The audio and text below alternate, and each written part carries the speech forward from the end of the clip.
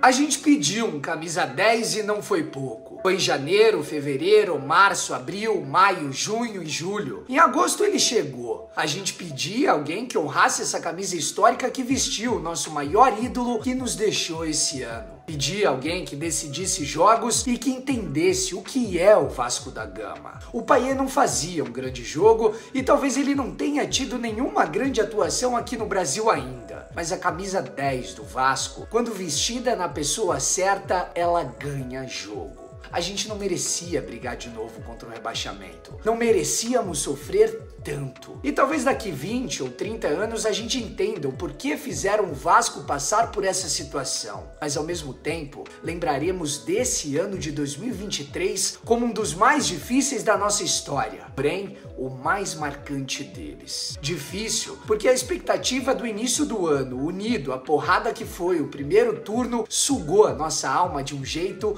que nem mesmo nós, que fomos forjados na resiliência nos últimos anos, conseguimos entender, mas suportamos. Por isso que foi difícil, mas ao mesmo tempo foi marcante, porque lembraremos dessa figura que vestiu a nossa camisa 10 e topou vir para o Brasil quando estávamos na última colocação, para ser o símbolo do renascer de um gigante. Porém, a história terá que ser contada de uma forma justa, porque todos teremos a missão de falar de Verratti e do nosso menino Peck também. Sim, tudo bem que ele perdeu o gol feito que poderia ter matado o jogo antes, eu entendo isso. Porém, o crescimento desse vascaíno que nasceu na nossa base foi essencial para nos mantermos vivos nessa temporada. Mais uma assistência para conta do Peck. Eu poderia falar de vários outros nomes aqui também, porque apesar de uma atuação ruim, esse é o time que mudou a trajetória de um clube que já era dado como rebaixado. O respiro que o Vasco deu no segundo turno é uma das mais belas histórias já escritas pelo Cruz Maltino. A gente pode falar de conquistas e títulos, e até que o Vasco é um clube histórico, todos sabemos. Porém, essa arrancada dos últimos jogos jamais será esquecida por cada um de nós. No campeonato intitulado como o mais disputado de todos os tempos, quando tínhamos apenas 9 pontos em 16 partidas e ninguém mais acreditava no Vasco, nós brigamos por São Januário nesse ano e colocamos ele de volta para funcionar. Nós empurramos esse time para fora da zona de rebaixamento e nós reerguemos o Vasco mais uma vez, assim como já tínhamos feito em todos os últimos anos. Mas eu jamais seria injusto de falar de nós, 2023, Vasco e história, e não citar o que o Léo Jardim fez nesse campeonato.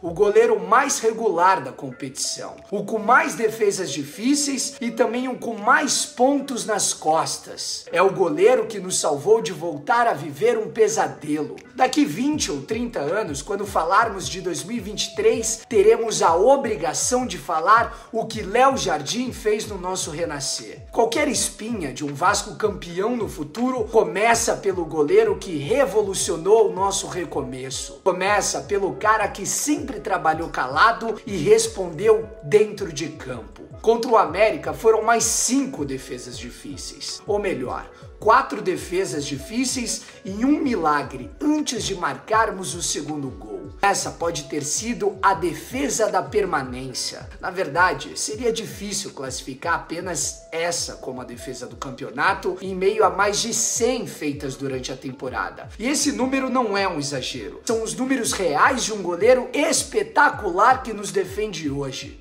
O Vasco sobrevive mais uma vez após sermos decretados como rebaixados há 10 dias pela enésima vez nessa temporada. A permanência ela nunca teve tão perto, torcedor. A próxima partida será uma verdadeira final contra o Cruzeiro no Mineirão. Esse tem que ser o espírito. Faltam apenas 2 vitórias, mas eu não sou engenheiro de obra pronta e já tô aqui há 100 dias afirmando que o Vasco não cai.